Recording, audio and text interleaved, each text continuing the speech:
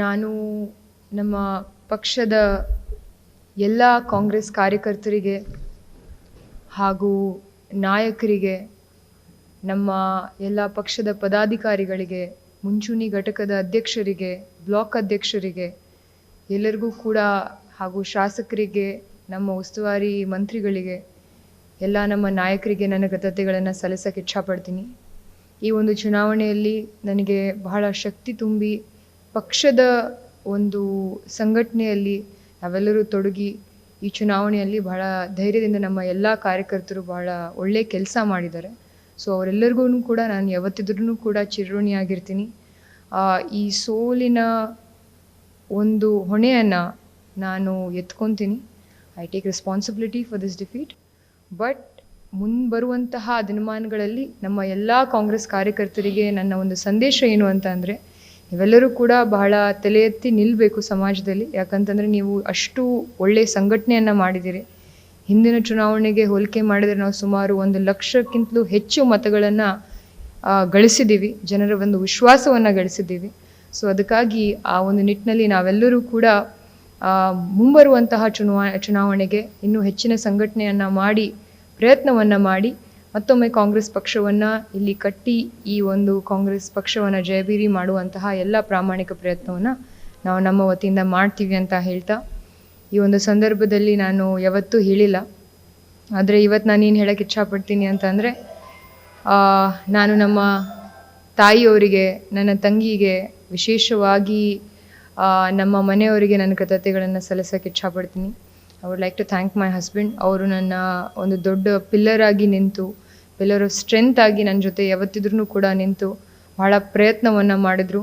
ಎಷ್ಟರ ಮಟ್ಟಿಗೆ ಪ್ರಯತ್ನವನ್ನು ಮಾಡಿದರು ಅಂತಂದರೆ, ಎಷ್ಟೋ ದೊಡ್ಡ ದೊಡ್ಡ ನಾಯಕರ ಬಾಯಲ್ಲೂ ಕೂಡ ಅವ್ರ ಹೆಸರಿತ್ತು.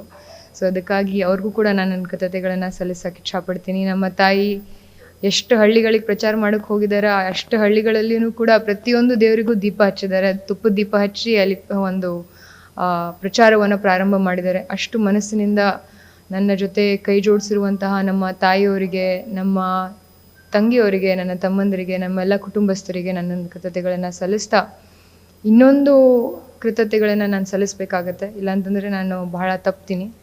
ಅದೇನು ಅಂತ ಅಂದರೆ, ಬಿಜಾಪುರ ಜಿಲ್ಲೆಯಲ್ಲಿರುವಂತಹ ನಮ್ಮ ಎಲ್ಲ ಕಾಂಗ್ರೆಸ್ ಕಾರ್ಯಕರ್ತರಿಗೆ, ಹಲವಾರು ಕಾರ್ಯಕರ್ತರು ಇಲ್ಲಿ ಬಂದು ಕೆಲವೊಬ್ಬರು ಫೋನ್ಗಳ ಮುಖಾಂತರ ಇಲ್ಲಿರುವಂತಹ ತಮ್ಮ ಸಂಬಂಧಿಕರಿಗಾಗಿರ್ಬೋದು ಎಲ್ಲರಿಗೂ ಕೂಡ ಕಾಂಗ್ರೆಸ್ ಪಕ್ಷದ ಪರ ನೀವೆಲ್ಲರೂ ನಿಲ್ಲಬೇಕು ಅನ್ನುವಂತಹ ಒಂದು ಮಾತನ್ನು ಹೇಳಿದ್ರು. ವಿಶೇಷವಾಗಿ ನಮ್ಮ ಬಾಗೇವಾಡಿ ಮತಕ್ಷೇತ್ರ ಜನ ಆಗಿರಬಹುದು, ಬಬಲೇಶ್ವರ ಮತಕ್ಷೇತ್ರ ಜನ ಆಗಿರಬಹುದು, ಬಿಜಾಪುರ, ಸಿಂದಗಿ, ಇಂಡಿ, ಎಲ್ಲ ದೇವರಪುರಿಗೆ, ಮುದ್ದೇಬಿಹಾಳ್ ಎಲ್ಲ ಭಾಗದ ಜನರು ಇಲ್ಲಿ ಬಂದು, ಕೆಲವೊಬ್ರು ಇಲ್ಲಿ ಬಂದರು, ಕೆಲವೊಬ್ರು ಫೋನ್ ಮುಖಾಂತರ ಹೇಳಿದರು. ಅವರು ಕೂಡ ನೀವು ನಮ್ಮ ಮಗಳಿಗೆ ಗೆಲ್ಲಿಸ್ತರಬೇಕು ಅನ್ನುವಂತಹ ಒಂದು ಕೂಗನ್ನು ಕೊಟ್ಟಿರುವಂತಹ ನಮ್ಮ ಜಿಲ್ಲೆಯ ಎಲ್ಲ ಜನರಿಗೂ ಕೂಡ ನಾನು ಕೃತಜ್ಞತೆಗಳನ್ನು ಸಲ್ಲಿಸ್ತಾ, ಮುಂಬರುವಂತಹ ದಿನಮಾನಗಳಲ್ಲಿ ನಮ್ಮ ಅಧ್ಯಕ್ಷರು ಹೇಳಿರುವಂಗೆ ಎಲ್ಲ ಪಕ್ಷದ ಚಟುವಟಿಕೆಗಳಲ್ಲಿ ನಾವೆಲ್ಲರೂ ಕೂಡ ಹೆಗ್ಲಿಗೆ ಕೊಟ್ಟು ದುಡಿದು ಈ ಒಂದು ಪಕ್ಷವನ್ನು ಇನ್ನೂ ಗಟ್ಟಿಗೊಳಿಸ್ತೀವಿ ಅನ್ನುವಂತಹ ಮಾತನ್ನು ನಾನು ಹೇಳೋಕ್ಕೆ ಇಚ್ಛಪಡ್ತೀನಿ. ಸರ್, ನನಗೆ ಪರ್ಸ್ನಲಿ ಕೇಳಿದ್ರೆ ಈ ಒಂದು ಸೋಲಿನ ಕಾರಣ ಏನು ಅಂತ ನಾವಿನ್ನೂ ಚಿಂತನೆ ಮಂಥನವನ್ನು ಮಾಡಬೇಕು. ಆದರೆ ನಾವು ನಮ್ಮ ಪಕ್ಷದ ಕಾರ್ಯಕರ್ತರಾಗಿರಲಿ, ನಾಯಕರಾಗಿರಲಿ, ನಮ್ಮ ಸಂಘಟನೆಯನ್ನು ಬಹಳ ಪ್ರಾಮಾಣಿಕವಾಗಿ ನಾವೆಲ್ಲರೂ ಕೂಡ ನಿರ್ವಹಿಸಿದ್ವಿ.